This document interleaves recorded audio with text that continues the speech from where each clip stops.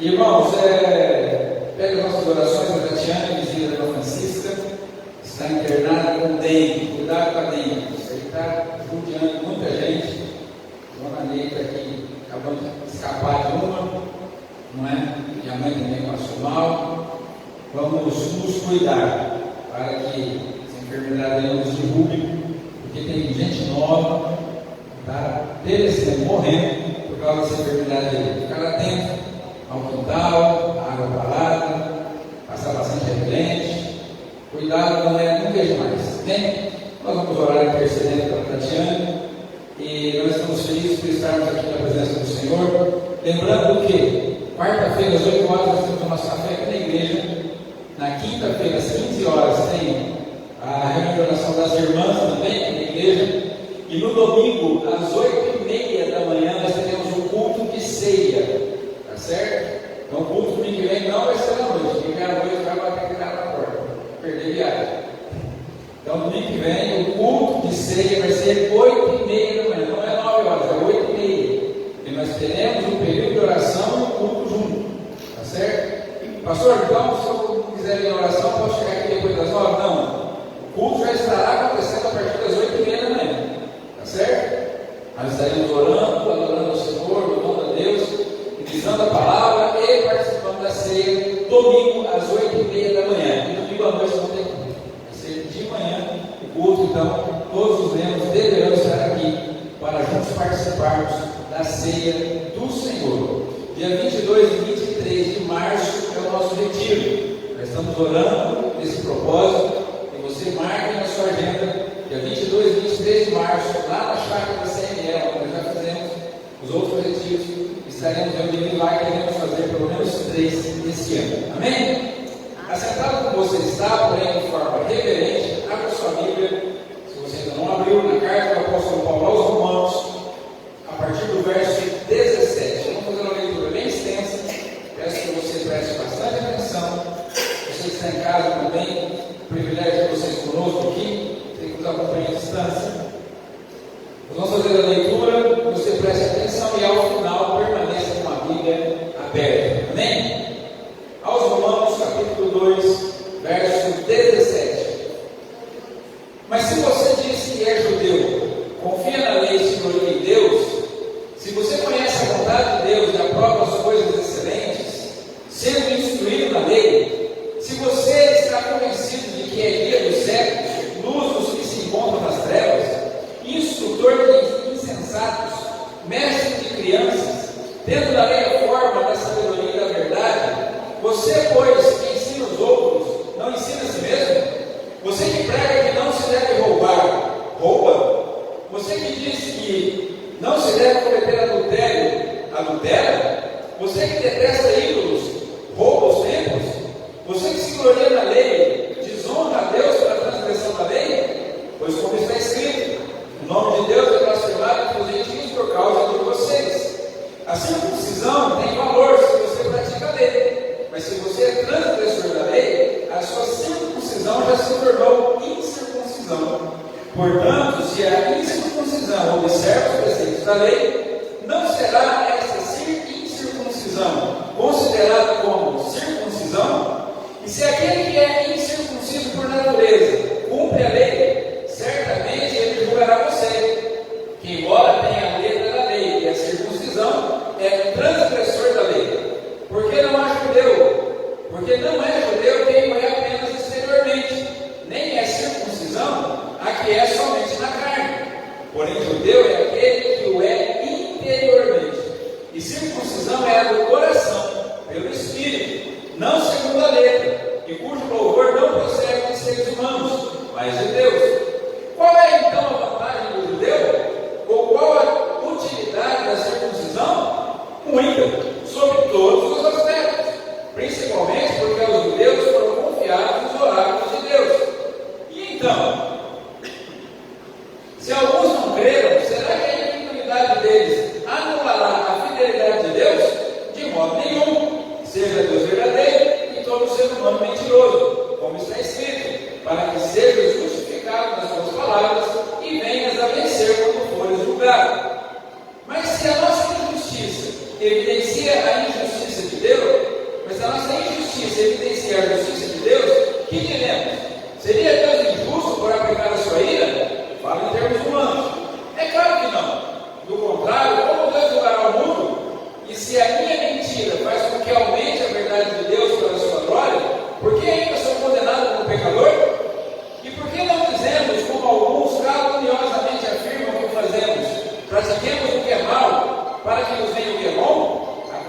desses é justa.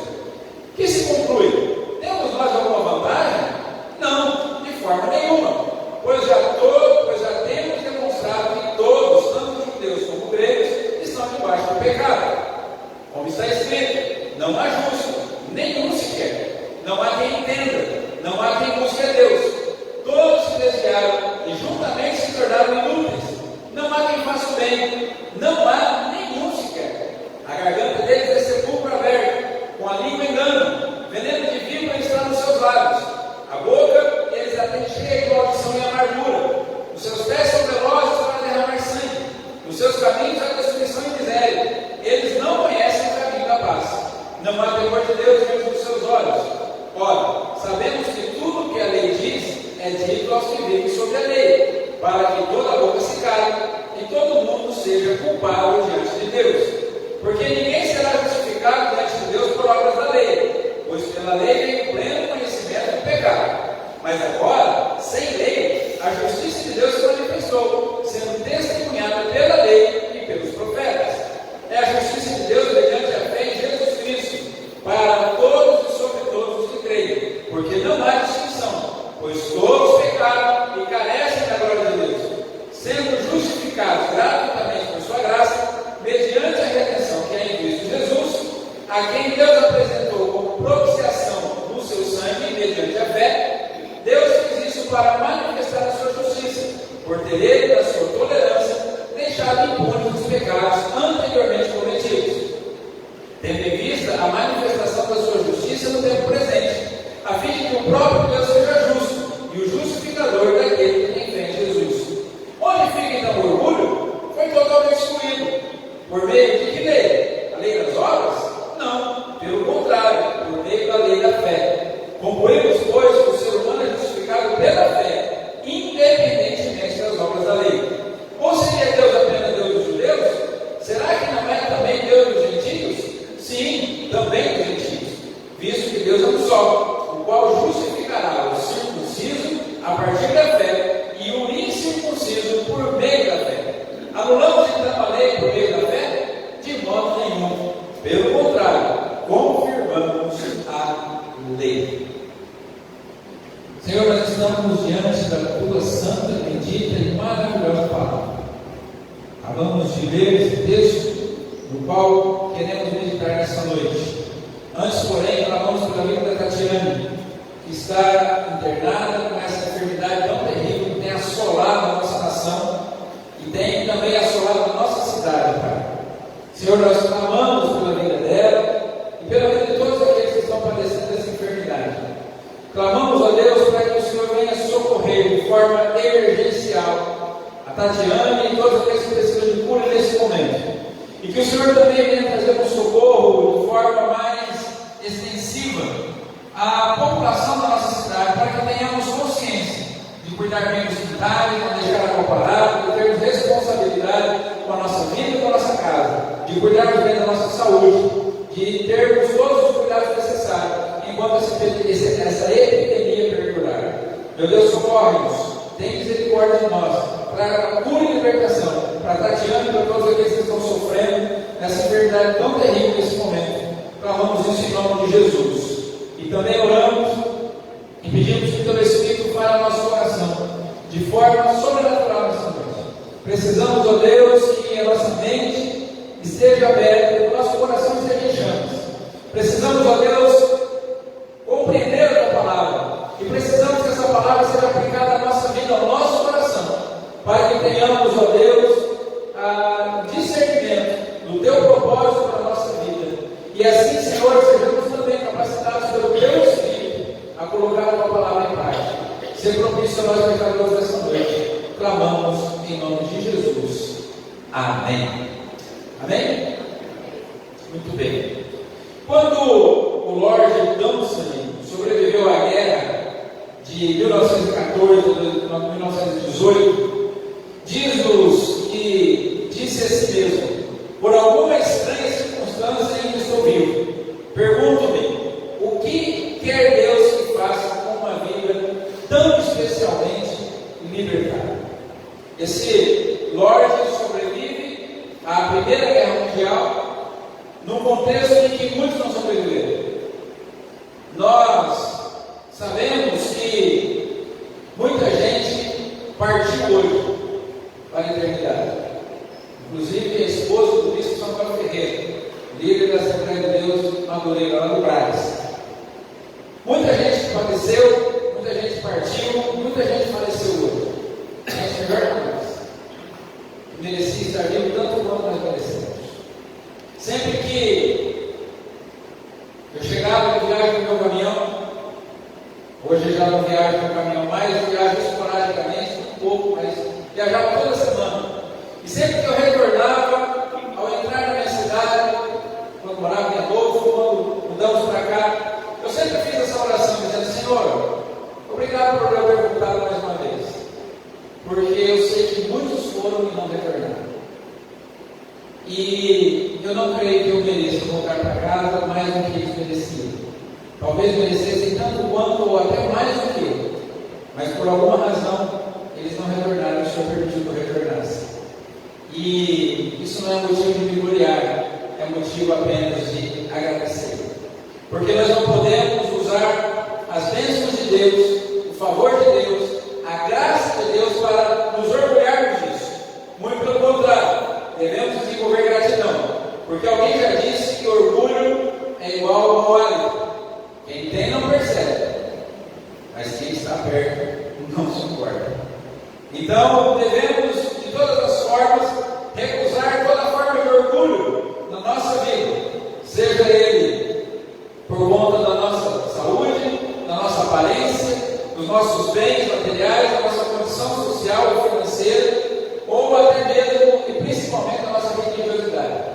Porque se nós estamos aqui, se nós conhecemos o Evangelho, se nós tivemos de alguma forma acesso à palavra de Deus, isso é um grande privilégio e não tem nada a ver com o mérito nosso, mas tem unicamente a ver com a graça e a misericórdia de Deus. Só estamos aqui porque Deus teve misericórdia de nós. Amém? Portanto, nós precisamos ter isso em mente ao meditarmos nesse texto que nós acabamos de ler. É um texto extenso, mas que trata desse assunto. Nesses versos 17 do capítulo 2 a 31 do capítulo 3, o apóstolo Paulo está confrontando a hipocrisia religiosa. Ele está expondo diante dos seus leitores, dos irmãos da igreja de Roma, a universalidade do pecado. E ele vai fazer esse confronto e essa exposição, culminando na gloriosa revelação da justiça de Deus, que está em Cristo Jesus. Nós vimos desde o início da carta, o apóstolo Paulo está falando da universalidade do pecado. Todos são pecadores, todos pecaram, todos são iguais perante Deus. Não há ninguém mais privilegiado por seus próprios méritos e por causa daquilo que faz ou deixa de fazer, ou por causa de onde nasceu, ou por causa da sua filiação, ou por causa da sua nacionalidade. Paulo está dizendo que todos são iguais. E Paulo começa a falar do pecado, da corrupção, da perversidade do homem, e ele então faz primeiramente uma abordagem tratando principalmente, fazendo a expressão dos pecados dos gentios, daqueles pecados dos gentios cometidos de forma mais intensa. Depois, no capítulo 1 ainda, nós vimos aqui o apóstolo Paulo fala sobre a ira de Deus sobre a humanidade. No capítulo 2 ele fala sobre o justo juízo de Deus, que Deus é justo, que Deus ele vai punir com justiça aqueles que rejeitarem a graça, que rejeitarem a salvação, e esse justo juízo é sobre todas as pessoas, estejam elas debaixo da lei ou não, tenham elas conhecimento da lei ou não. A falta de conhecimento não anula a responsabilidade do homem. E agora, na sequência, a partir do verso 17 do capítulo 2 que nós lemos, Paulo agora ele vira o seu foco para os judeus e vai tratar principalmente dos judeus na questão do orgulho religioso que eles tinham. Porque os judeus, por se tratarem de descendência de Abraão, de serem o povo da aliança, o povo escolhido de Deus, o povo da promessa, em algum momento eles achavam que eles tinham maior vantagem diante de Deus em relação às outras pessoas. O apóstolo Paulo vai tratar disso, de que eles não deveriam usar a aliança, a circuncisão, a promessa, o sinal da promessa, para se colocar numa posição de vantagem em relação às outras pessoas. Para que eles não desenvolvessem ou não permanecessem nesse orgulho religioso. E nós que estamos, irmãos, meditando nessa carta, fazendo a exposição dessa carta, buscando trabalhar esse tema sobre a nossa vida, que nós não devemos nos conformar com o mundo. O tema de Romanos, capítulo 12, verso 2, não nos conformeis com esse mundo, mas transformar-nos pela renovação da vossa mente. Nós estamos buscando essa renovação na nossa maneira de pensar, na nossa maneira de lidar com a graça, com a misericórdia, com a bondade de Deus, de enxergarmos o Evangelho e o Senhor Jesus como nós devemos enxergar. Dentro desse nosso desafio, nós vamos olhar para esse texto dessa noite e vamos entender como que esse texto vai nos desafiar a não nos conformarmos com os padrões do mundo, seja por uma religiosidade vazia ou por uma moralidade superficial. Nós vamos tentar olhar para esse texto e ver como a justiça humana falha, mas como a justiça de Deus, revelada em Cristo, nos redime e nos transforma. Esse texto vai nos desafiar, irmãos, a não vivermos apenas uma religiosidade vazia, a não vivermos apenas uma religiosidade de aparência. Esse texto vai nos ajudar a não desenvolvermos apenas uma moralidade superficial, uma conduta moral que aos olhos dos outros parece ilibada, perfeita, adequada, mas que no nosso coração está corrompido, está contaminado. Mas vamos olhar para esse texto e sermos desafiados a não nos conformarmos com este mundo, mas crermos na justiça de Deus que está em Cristo Jesus. Amém? Esse texto será dividido para nós em 4 partes distintas. A primeira delas, do verso 17 do capítulo 2 até o 29, nós vamos ver a hipocrisia religiosa e a ilusão da autojustiça. Depois nós veremos nos versos 1 a 20 do capítulo 3 a universalidade do pecado. Depois veremos também a justiça de Deus revelada em Cristo, versos 21 a 26 do capítulo 3. E por último, nós veremos aqui nesse texto a fé como princípio de vida, dos versos 27 a 31 do capítulo 3. Vamos sempre fazer algumas aplicações práticas baseadas na verdade de Cristo sobre nós. Usaremos ainda, e será inserido ao longo da nossa exposição aqui, alguns comentários de algumas pessoas que escreveram sobre esse assunto nos ajudam. William Barclay, Hernandes Dias Lopes, Warren Wiersbe e Henry Chamberlain. São comentaristas que vão nos ajudar a desenvolvermos esse assunto e a compreendermos melhor o propósito de Deus para nós. Amém? Estamos juntos até aqui? Pode dizer amém para isso? Amém. Muito bem. Então comecemos.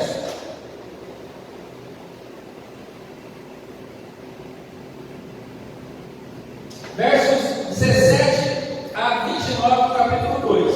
A hipocrisia religiosa e a ilusão da autojustiça. O apóstolo Paulo começa chamando os judeus para uma série de pontos. E ele fala assim: vocês que têm a lei, vocês que têm a circuncisão, vocês que pregam, vocês que se acham mestres, vocês que ensinam as crianças, vocês que ensinam as pessoas, vocês que insistem que todos devem guardar a lei, por que vocês não guardam? Por que vocês que vivem essa aparência religiosa não praticam aquilo que vocês pregam? Será que o circunciso, será que o verdadeiro judeu é somente aquele que fala que é judeu, que parece que é judeu, ou porque foi circuncidado ao oitavo dia? E Paulo fala de maneira nenhuma. O verdadeiro circunciso é aquele que é circunciso do coração. Pastor, nós não somos judeus. Nós não praticamos, nós temos a prática da circuncisão, mas nós somos cristãos. E muitos aqui há bastante tempo, inclusive eu. E o que Paulo está dizendo para aqueles irmãos e conosco nessa noite é que o fato de nós estarmos dentro da igreja, acharmos que porque nós conhecemos mais a palavra de Deus, que conhecemos o Evangelho, que temos mais conhecimentos bíblicos, que decoramos os textos da palavra do Senhor, já lemos a Bíblia várias vezes, será que isso é suficiente para sermos aceitos diante de Deus? E Paulo está dizendo de forma alguma. Porque cristão de verdade não é aquele que é da aparência, não é aquele que se veste como cristão, não é aquele que fala como cristão, não é aquele que se comporta como cristão, que tem um idioma próprio, o evangeliquez. Não é? Tem alguns ambientes evangélicos que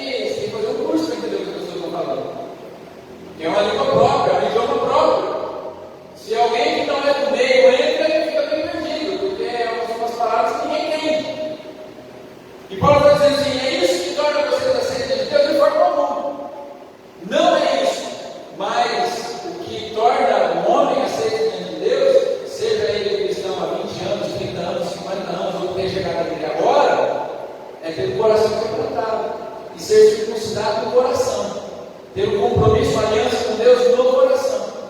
Porque não basta ter descido as águas do batismo, não basta ter uma carteirinha de membro. O que importa para nós é ter o nome escrito no livro da vida. O que importa para nós é que o nosso nome seja conhecido no céu. Porque o Senhor Jesus disse que no dia do juízo, muitos chegarão diante dele e vão de forma solene dizer: Senhor, nós fizemos muitas coisas em seu nome. Mas Jesus vai olhar para o livro da vida e falar assim: mas o que interessa é o seu nome está aqui, ó. Não interessa o que você fez. E você pode ter feito muita coisa, pode ter sido muito religioso, mas se o nome não estiver lá naquele livro, já era. Não há mais oportunidade, não há mais chance. Então o apóstolo Paulo está se dirigindo àqueles judeus que se orgulhavam da sua identidade religiosa, se orgulhavam da lei, da circuncisão, confiavam na sua posição privilegiada, mas que falhavam em praticar a justiça que pregavam.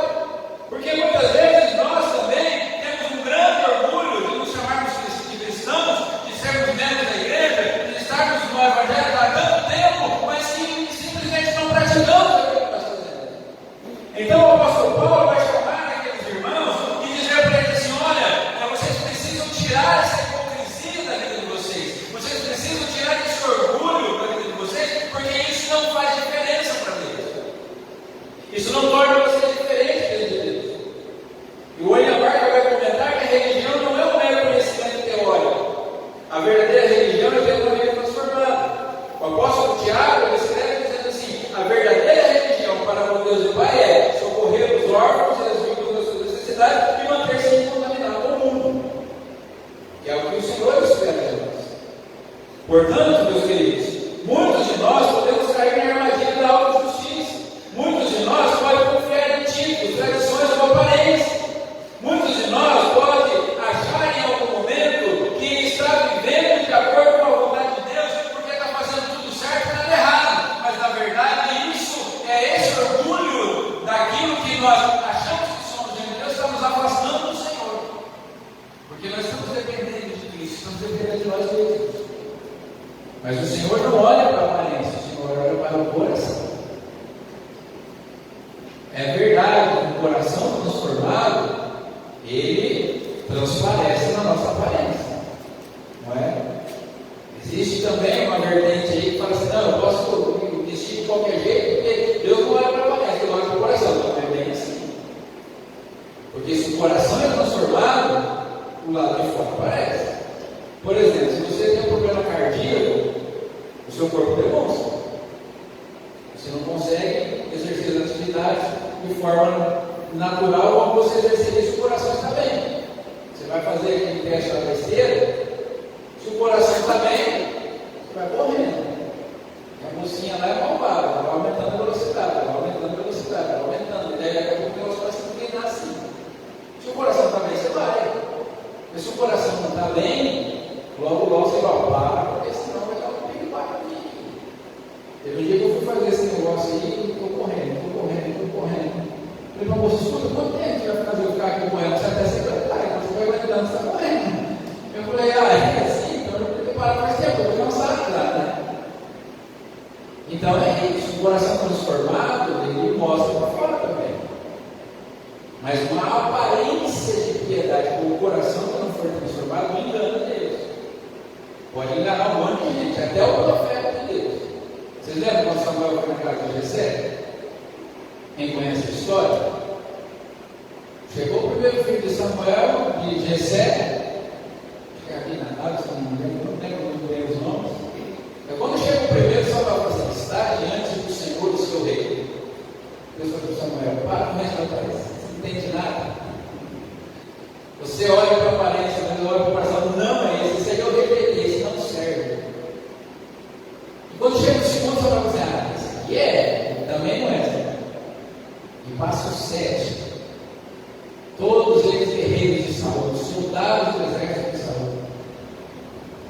Deus falou para Samuel: nem ele serve. Está muito incomodado. E muitas vezes nós nos preocupamos tanto com a aparência e deixamos o nosso coração ficar longe do Senhor. Então, nós precisamos fazer de tudo para examinar a nossa vida, para que a nossa fé não seja exterior, mas que a nossa fé possa transformar o nosso caráter e as nossas ações. Então a pergunta que precisamos fazer para nós essa noite: a nossa fé é apenas exterior ou tem transformado o nosso caráter e as nossas ações? Porque o que Paulo está dizendo para aqueles judeus é assim: vocês têm tanto orgulho, vocês se acham grande coisa, porque vocês foram circuncidados, porque vocês têm a lei, porque vocês têm os profetas, porque vocês são descendentes de Abraão. Para Deus não vale nada. Porque o propósito de Deus é que vocês tenham um coração quebrantado diante do Senhor. Porque o Senhor quer é que vocês busquem a graça e a misericórdia do Senhor, dependem dele, somente dele. Por isso, irmãos, nós precisamos, em primeiro lugar aqui, perguntar para nós todos os dias: Senhor, será que eu amo o Senhor de verdade? Será que eu realmente me converti? Será que eu realmente fui transformado? Será que eu só mudei de hábito? Irmãos, tem muita gente que só mudou de religião. Ia na igreja tal, agora vai na outra. Frequentava um espaço religioso X, agora frequenta um espaço religioso Y. Mudou o jeito de conversar, mudou as roupas, mudou o cabelo, mudou a aparência. O coração não mudou mesmo. E o Senhor não está procurando isso. O Senhor quer o coração transformado, que o ame de todo, com toda a força, com todo o entendimento. O maior mandamento é: ouve, ó Israel, o Senhor nosso Deus é o único Senhor. Amarás o Senhor teu Deus de todo o teu coração, de toda a tua alma, com todo o teu entendimento, com todas as tuas forças. Jesus disse: desse mandamento provém toda a lei dos outros. Porque se não amamos o Senhor, nada disso é válido. Conta-se uma história de um grande pregador conhecido, famoso, acaba de pregar. Quando ele desce do púlpito, o irmão chega e coloca um papelzinho no bolso dele. Na hora ele não olha, porque de repente vai ter alguma oferta, alguma coisa, ele queria ver aquilo, e ele vai embora, vai para o hotel. Chega no quarto do hotel, ele pega o papelzinho e está escrito assim: o pastor ama Cristo. E continua assim. O pregador fica muito irado aqui. Mas assim, o que esse irmão pensa que é? Vai fazer uma pergunta dessa. Onde já se viu um negócio desse? Sou cristão há tantos anos, sirvo a Deus, sou um pregador conhecido, Deus me usa para falar com as pessoas. Da onde que esse irmão não tira uma conversa dessa? Uma pergunta absurda dessa?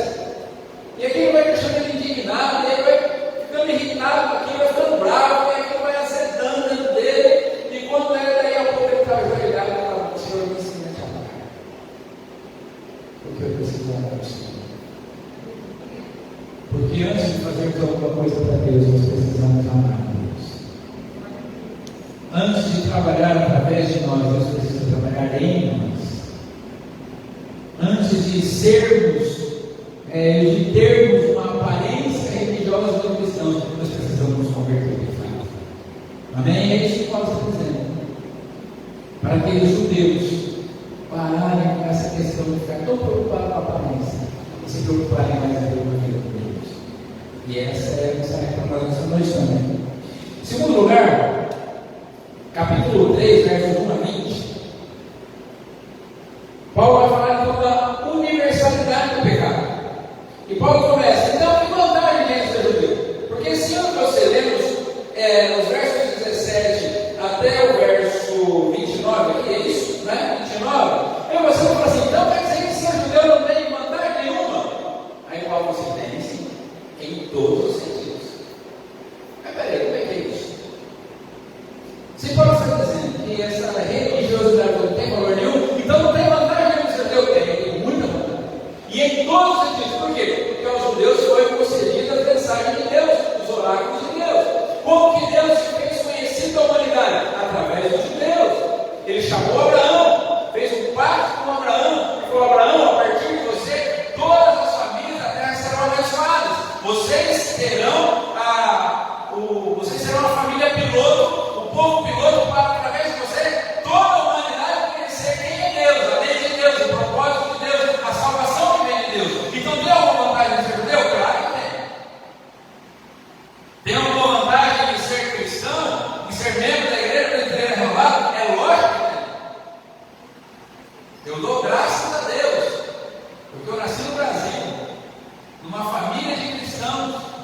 que me ensinaram desde pequeno a cantar Pedro, Tiago e João no barquinho, que me ensinaram a cantar 3 palavrinhas só. Eu dou graças a Deus porque aprendi o Evangelho desde criança, desde pequeno.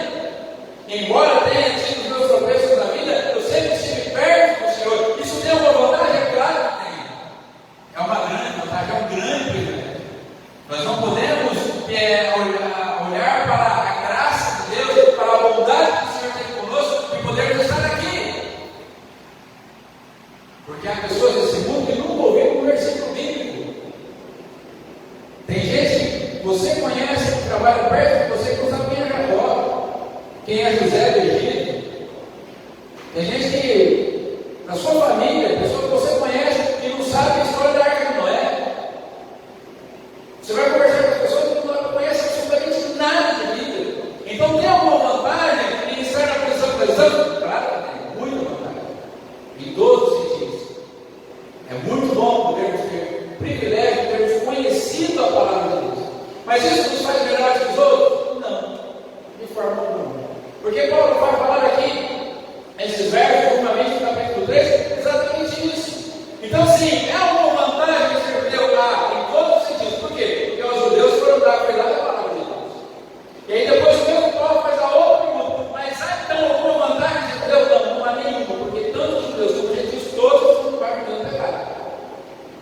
Então, assim, Deus teve misericórdia de nós, Deus nos alcançou com a sua graça, Deus nos permitiu ouvir o Evangelho, o Espírito Santo nos convenceu do nosso pecado, nós entregamos a vida a Cristo, nós descemos as águas do batismo, porque isso é maravilhoso, é graça de Deus sendo derramada sobre nós, mas somos tão carentes como qualquer pessoa que nunca ouviu o Evangelho na vida dele. Porque todos estão sobre o mesmo pecado, todos estão debaixo da mesma condenação. Paulo vai demonstrar que ainda que esses judeus tenham sido escolhidos para receber a palavra de Deus, tanto eles quanto os gentios estavam debaixo do pecado. E aí ele vai citar o livro dos Salmos, ele vai citar o livro do profeta Isaías, cita Jeremias, e ele termina dizendo que não há nenhum justo, nenhum sequer. Quem é quem de nós pode dizer que é melhor do que qualquer outra pessoa nesse mundo? Nenhum. Eu estou aqui servindo a Jesus, mas eu não sou melhor do que alguém que está lá fora usando droga e praticando crime. O que eu tenho de melhor que essa pessoa? Absolutamente nada. Poderia ser eu no lugar dele. Só não sou porque Deus tem misericórdia de mim. Por causa da graça e da misericórdia do Senhor. O pastor Hernandes vai dizer que o pecado é uma doença universal. A lei não cura o pecado. A lei simplesmente é o diagnóstico. Então, os judeus eles deveriam entender que ser judeu é uma grande vantagem, porque Deus deu a palavra para eles. Através deles, Deus seria conhecido no mundo. Mas eles também deveriam dizer que não tinham vantagem nenhuma, porque essa lei servia apenas para mostrar para eles o quanto eles eram pecadores, o quanto eles eram imperfeitos diante de Deus. Por isso, nenhum de nós pode se salvar por mérito próprio. Não é obedecendo os preceitos da lei, se eu pegar os 10 mandamentos e praticar os 10 mandamentos todos os dias, e procurar obedecer os mandamentos todos os dias, isso vai me salvar? Absolutamente não.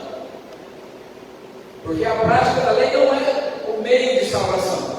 Ninguém vai se salvar por mérito próprio. A lei, ela simplesmente nos dá o diagnóstico. Porque quando eu vejo a lei dizendo não matarás, eu percebo que eu sou um homicida. Porque às vezes eu não mato as pessoas fisicamente, mas eu estou matando gente dentro do meu coração.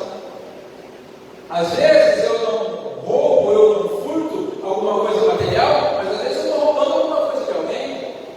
A lealdade, por exemplo, a fidelidade, isso é uma forma de roubo. Qualquer tipo de traição, e assim por diante. Não dirá que não devo dizer falso testemunho, quantas mentiras nós já contamos. Então, diante da lei, ninguém vai se salvar. É impossível. A lei apenas nos mostra que diante da grandeza de Deus, da pureza de Deus, da santidade de Deus e de quem nós somos, estamos absolutamente perdidos. Por isso, essa lei que nos condena, ela vai nos mostrar que nós precisamos de um grande Salvador, que nós temos a necessidade de um Salvador. É como Isaías diante do Senhor, no templo, no ano em que morreu o rei Uzias, e fala assim: Senhor, eu estou perdido. É Pedro diante de Jesus dizendo: Senhor, afasta-te de mim, eu sou um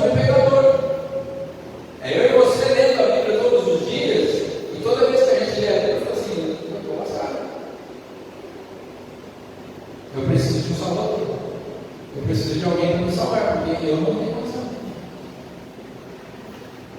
Você tem 3 mandamentos, se a gente olhar os 10, e depois a gente lê o Sermão do Monte, fala assim, e agora? Estava lendo essa semana Mateus 19, e é muito interessante quando Jesus fala assim para eles: olha, é mais fácil o camelo passar por fundo de uma agulha do que o rio entrar no céu. Aí Jesus fala assim: então, quem vai se salvar? Jesus fala assim: então, passou. Aí Jesus fala assim: aquilo que é impossível ao homem é possível a Deus. Porque, não sei se você tem, mas eu não tenho dúvida nenhuma. E se Deus quiser pegar um camelo para sair do fundo da agulha, ele passa.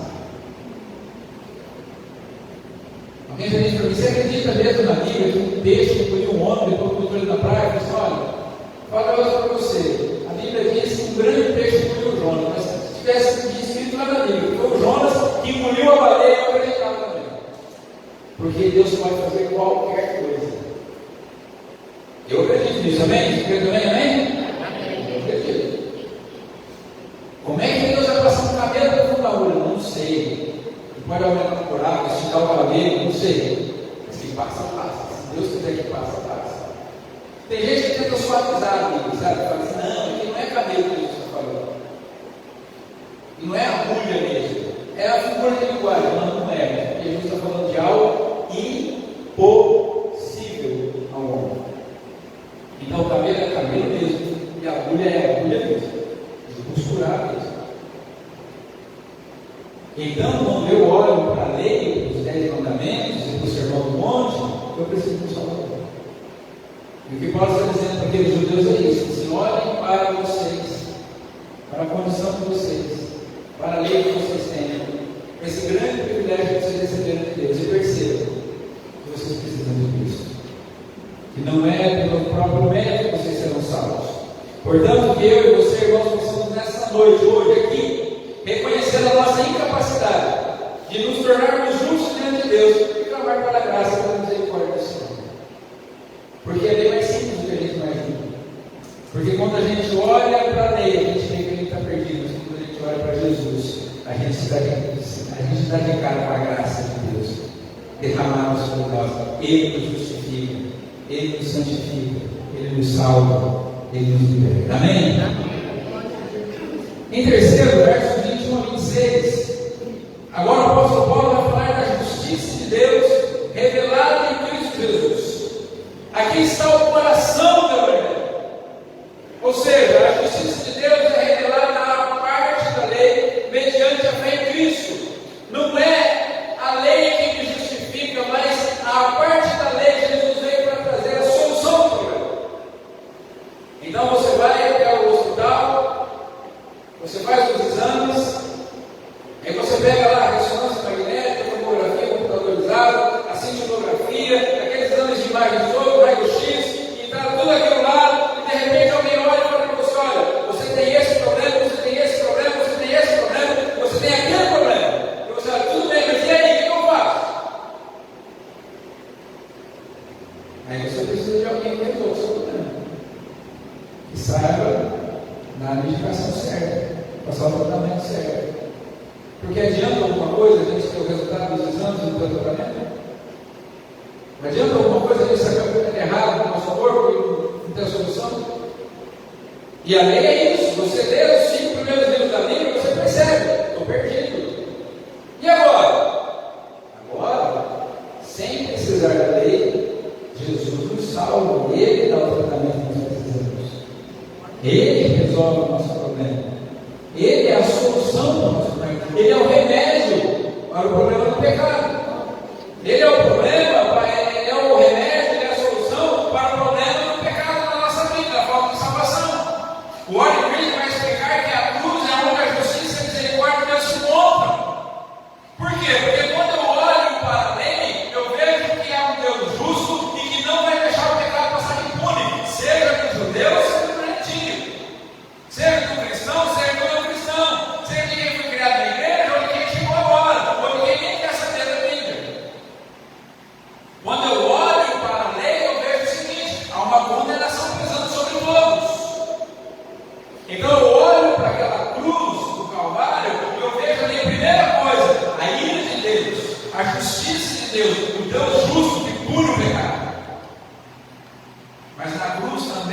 foi manifestada a misericórdia de Deus e a graça do Senhor.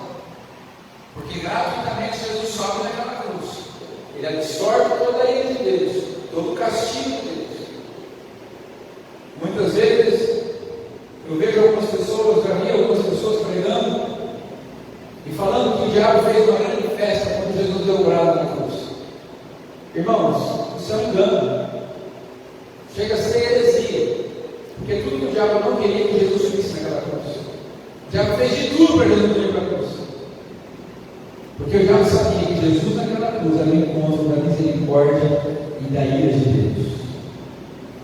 E a transação da cruz não tem nada a ver com o diabo. A transação da cruz não tem nada a ver com o inferno.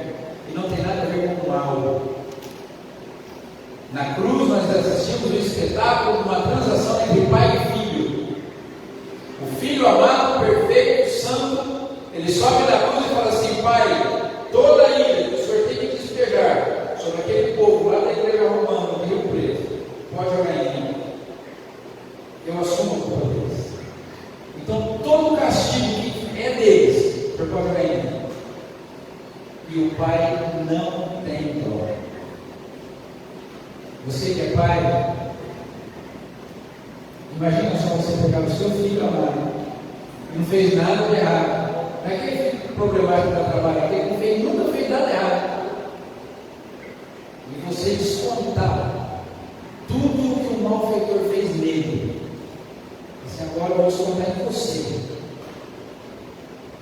Toda a falha, toda a culpa de um bandido, de um assassino, de um pecador. Foi isso que Deus fez em Cristo. Então agora a justiça de Deus é praticada, é cumprida plenamente em Jesus. Ele assume o preço, ele assume o peso da culpa, ele é castigado, ele é esmagado. O profeta Isaías vai dizer que a Deus agradou moê-lo. Lá no capítulo 53, Isaías diz que ao Pai agradou moer o cordeiro de Salvador. Então a justiça de Deus é manifestada aqui, mas é manifestada também na misericórdia. Porque por causa do que Cristo fez, nós fomos justificados, nós fomos alcançados, nós fomos libertos. Então Cristo revela a justiça na cruz. Ele é o propiciatório, ele é o sacrifício que satisfaz a justiça divina e nos reconcilia com Deus. O propiciatório, você que já leu o Antigo Testamento, você já deve ter visto que dentro do tabernáculo e também depois do templo havia uma arca. Tem umas igrejas que tem arca ainda. E aquela arca tinha uma tampa, e sobre aquela tampa tinha 2 querubins. Aquela tampa com aqueles querubins era chamada de propiciatório.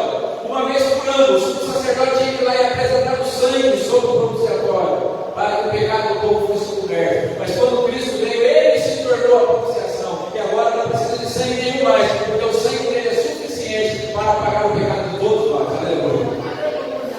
Ele é a propiciação. Por causa dele, Deus se tornou propício a nós. Deus relevou, Deus perdoou o nosso pecado, porque a justiça foi satisfeita em Cristo. Toda a culpa foi colocada sobre ele, e ele pagou a condenação. Ele disse: está consumado, está pago, está consumado em Deus tetelestai. E quando Jesus grita tetelestai, significa a conta está paga, a batalha foi vencida, está tudo certo, não há mais condenação.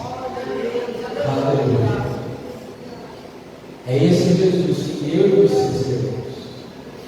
É esse Jesus que nós precisamos enxergar. É esse Jesus que nós precisamos ver. É esse Jesus que nos convida a não estarmos conformados com esse mundo. É esse Jesus que nos reconcilia com Deus. É por causa dele que nós somos justificados gratuitamente pela graça. E isso deve provocar em nós 2 sentimentos. O primeiro deles é o sentimento de humilhação. Quando eu olho para o que Jesus fez por mim, quando eu compreendo que foi por mim que eu subi naquela cruz, a primeira sensação que eu tenho é de humilhação. Você já recebeu algum favor de alguém? Qual é a sensação quando alguém faz um favor para você? Favor mesmo. A pessoa não te deve nada, a pessoa não precisa fazer nada para você, mas de repente a pessoa vem e faz um favor.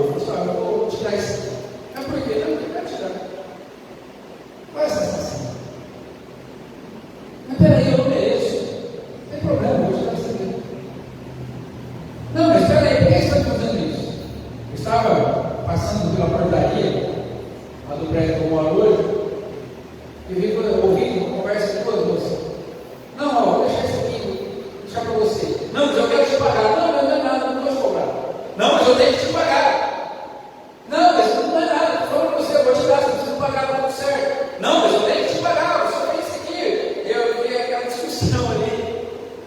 E é assim, que quando nós entendemos o sacrifício da cruz, nós nos sentimos humilhados. Peraí, como assim Jesus fez isso por mim?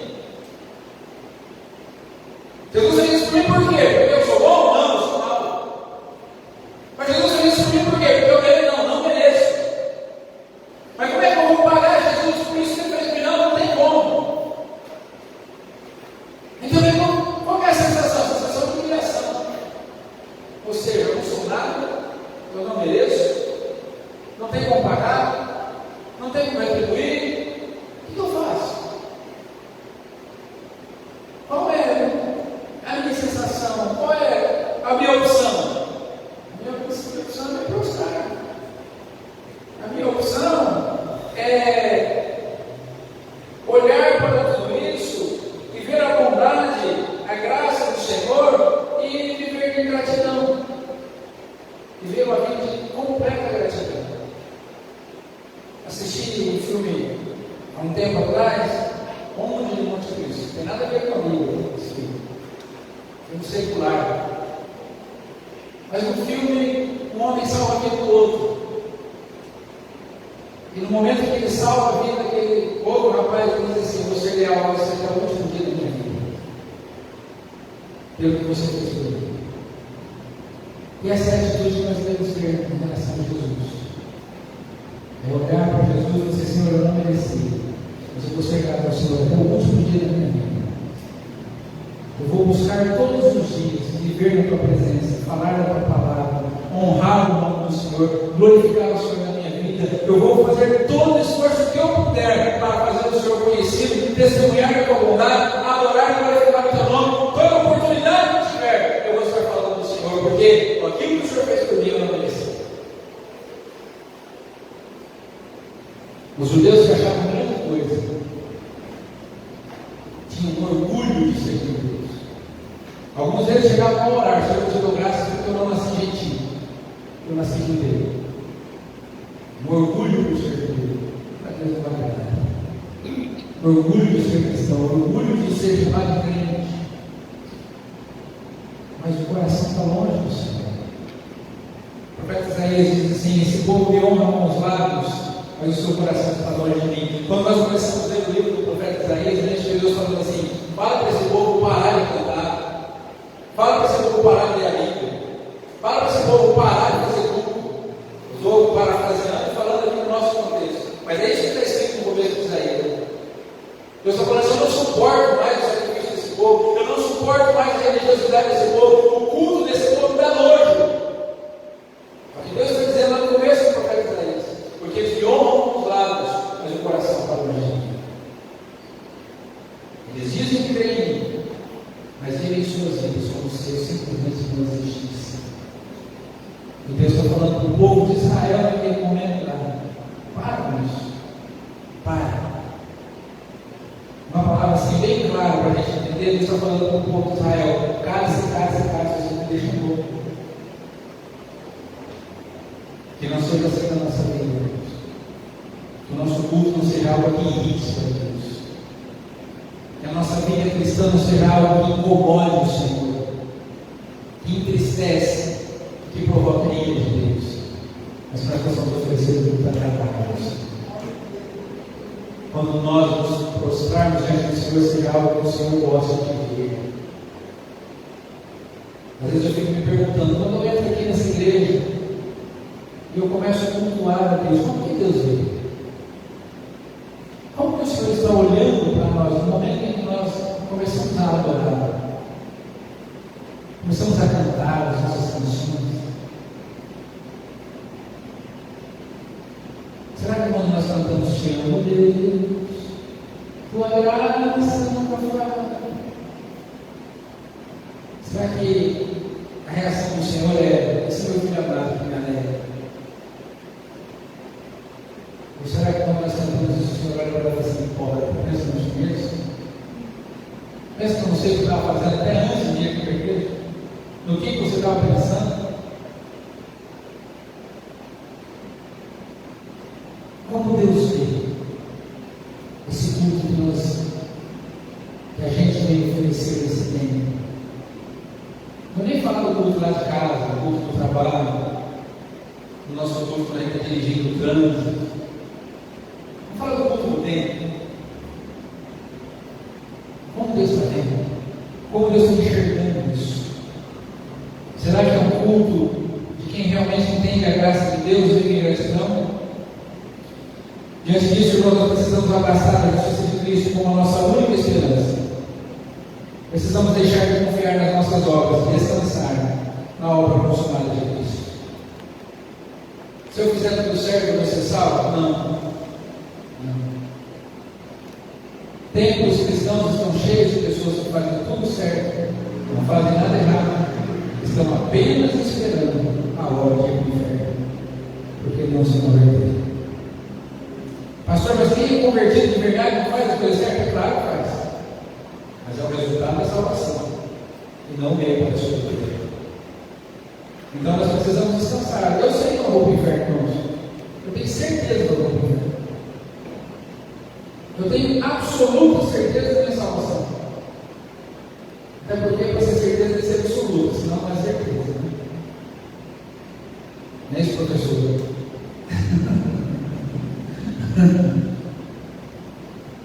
Para ser certeza tem que ser absoluta. Se for absoluta certeza, eu tenho certeza que eu não vou para o inferno. Sabe por quê? Porque isso não depende de mim. Se dependesse de mim, aí eu ia para o inferno. Não tinha nada que eu poderia fazer por mim.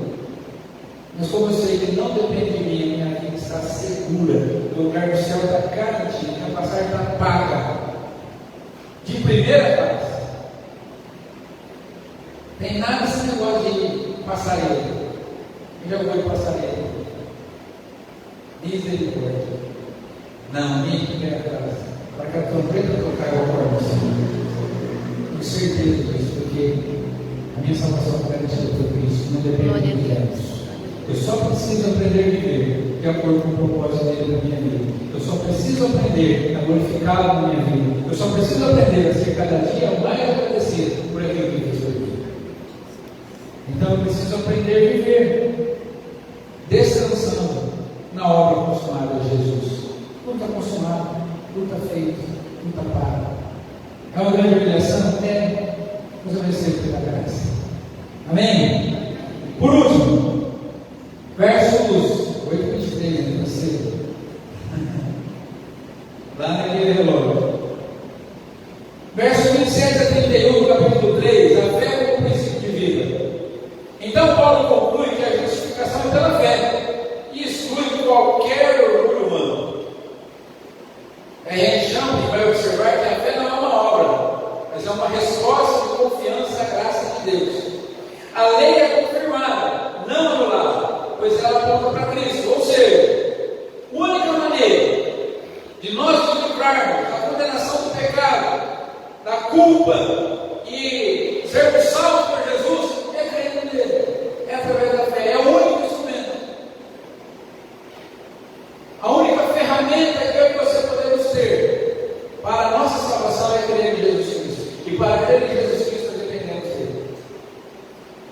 Meu versículo favorito da Bíblia, Efésios capítulo 2, verso 8. Pois pela graça sois salvos, por meio da fé.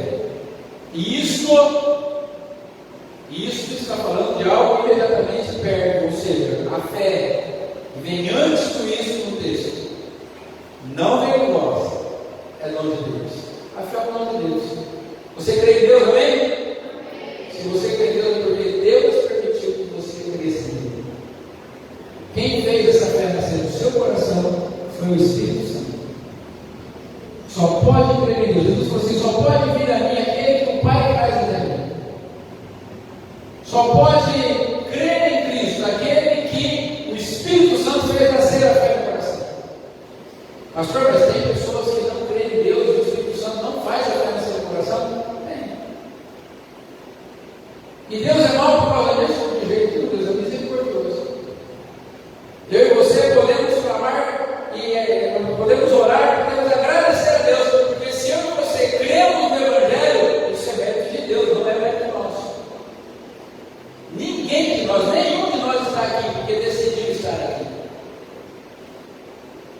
tomei a decisão, eu quis ir para o culto hoje, sim, mas foi o Espírito Santo que trouxe você. O Espírito Santo falou no teu coração. Nós estávamos aqui hoje de manhã orando por você. Nós orando, Senhor, toca o coração dos irmãos, traz os irmãos para o culto, traz os irmãos para a igreja, traz os irmãos que estão aqui. O teu Espírito Santo vai lá na casa de cada um agora, fala com eles, traz eles para o culto, Senhor. O Espírito Santo trouxe você daqui. Resposta da nossa oração, bondade de Deus, nós estamos aqui nesse lugar dessa noite. A fé é um dom de Deus. E nós não podemos nos gloriar na nossa fé, porque não é nossa. Nós não podemos nos gloriar no fato de crermos, porque não é a gente que gerou isso no nosso coração. A pior coisa que pode acontecer com a gente é a gente nos orgulhar da nossa fé. Olha, Deus faz milagre na minha vida porque eu tenho fé, porque a minha fé é isso, é aquilo, é tudo. Então não é em Cristo que eu creio, é na fé. Quando os discípulos disseram, Senhor, aumenta a nossa fé, Jesus falou assim, para quê? Porque a questão não é se a fé é grande ou pequena. Porque se ela for do tamanhozinho do grão de mostarda, você vai mudar uma montanha de um lado para o outro. Quem que já mudou uma montanha de um lado para o outro? Eu nunca consegui. Então, se eu olho assim, eu nunca consegui mudar uma montanha. Se a fé é do tamanho do grão de mostarda, mudar uma montanha, também é então. Microscópio. É disso que Jesus está falando? Jesus está falando, não. Fé não é uma questão de tamanho, fé é uma questão de ser verdade ou mentira. Ou a gente crê ou a gente não crê. Ou ela é verdadeira ou ela é falsa. Ou ela está na pessoa certa, ou está na coisa errada. Porque se a sua fé não está em Jesus, ela é falsa. E aí você está crendo na religião, você está crendo nos seus próprios métodos, você está crendo nas atitudes que você faz, você está crendo que porque você faz muitas coisas, uma coisa repetidamente, Deus vai ficar com dó e vai dar o que você quer. Para que isso, irmãos?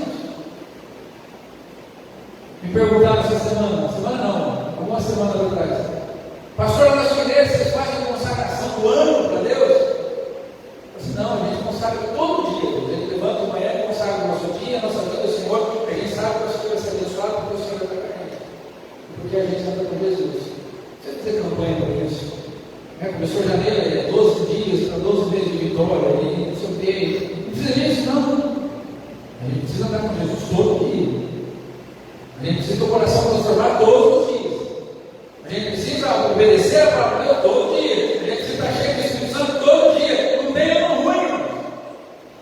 Não tem semana ruim, não tem mês ruim. Pode acontecer o que for. Pode vir a tribulação que for. Quem anda com Jesus está absolutamente seguro. A gente fica fazendo campanha, ficar forçando as pessoas a praticar as coisas, para que as coisas aconteçam. Mas eu não creio nessas coisas, não creio. Mas quando a gente tem que fazer uma campanha, eu não vou fazer. Não acredito nessas coisas. Eu acredito que o que muda a vida da gente é a gente andar com Jesus. Eu acredito nisso. É isso que dá na Bíblia. Agora, se vocês me mostrarem algum texto que eu fiz uma campanha na Bíblia, aí não passa mais. Mas eu nunca vi Paulo fazer campanha. Nem Pedro, nem João, nem Timóteo, nem Apolo, nem Priscila, nem Áquila, nem ninguém. Nem vai pensar em isso. Não, tem, pastor, porque lá o povo deu volta em Jericó 7 vezes lá. Isso aí foi um propósito de Deus lá para o povo de Israel. Naquele tempo Deus não mandou ninguém nunca mais fazer isso. Não, porque o Naamã desceu 7 vezes na água lá. O Naamã nem crente era, e nem se converteu depois disso. Continuou indo no templo do irmão lá, que era o Deus do rei lá. Irmão, se eu tivesse sido curado ela não foi, eu nem passaria a voltar. Sim ou não? Se tivesse sido curado igual o Naamã foi, eu nem passaria a voltar. O Naamã foi curado, e ele falou assim, vou ter que voltar lá para a minha terra. Aí o meu rei lá, ele vai no templo para adorar, eu vou ter que ir junto com ele, que é a minha obrigação. Sabe que a pessoa que recebe a bênção, ela quer compromisso com Deus? O Naamã. E aí quando ele disse, você me perdoa, você não vai embora. Como que não? Irmão, se eu recebo um milagre que não recebeu, nem passei, eu não voltava nunca mais. Aquele rei nunca mais era negado. Eu ia servir a Deus. Aonde Deus me abençoou. Não tem nada a ver com a pregação que eu estou falando, né? Mas tá bom. Então, irmãos, nós precisamos entender que a fé em Cristo nos une a Ele e nos capacita de viver em obediência. Não por obrigação, mas por amor. Nós precisamos aprender a amar Jesus e a viver em obediência à palavra de Deus, não porque a gente é obrigado a fazer isso. Por que você faz isso? Porque a minha religião obriga. Eu brinco lá com o professor da academia, né? Ele manda um negócio difícil para eu não posso dizer, não, eu sou crente. Ele fala assim, mas o que tem a ver? A religião não permite, é uma forma de escapar. Lembra antigamente que patinho disso tinha? Você não vai para o bar? Não, não posso, porque a religião não permite. Ah, não posso fazer isso porque eu sou crente. O que crente pode fazer? Pode fazer tudo. Mas o que crente deve fazer? Aquilo que agrada a Deus, que glorifica o nome do Senhor Jesus. Todas as coisas são lícitas, mas tem coisas que não convém, coisas que não combinam.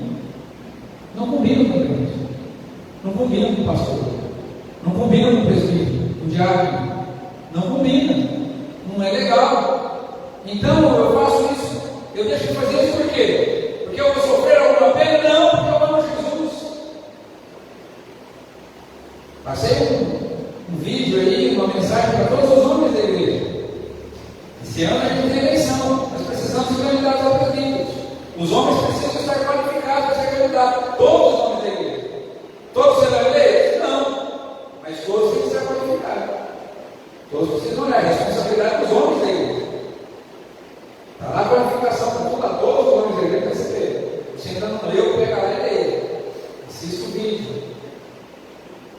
Por quê?